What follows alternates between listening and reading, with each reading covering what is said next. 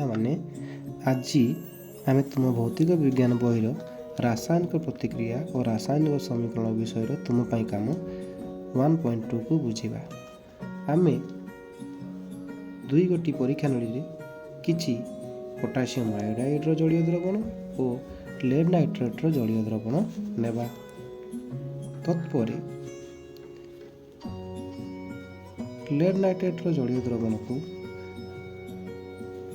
Potassium ଆୟୋଡାଇଡ୍ର ଜଳୀୟ ଦ୍ରବଣରେ ମିଶାଇବା ଏବଂ ମିଶାଇଲା ପରେ ହଳଦିଆ ରଙ୍ଗର ଅବକ୍ଷେପ ଉତ୍ପନ୍ନ ହେବ ଏବଂ ଅବକ୍ଷେପଟି ପରୀକ୍ଷା ନଳୀ ନିମ୍ନ ଭାଗରେ ବସିଯିବାର ଆମେ ଲକ୍ଷ୍ୟ କରିପାରିବା।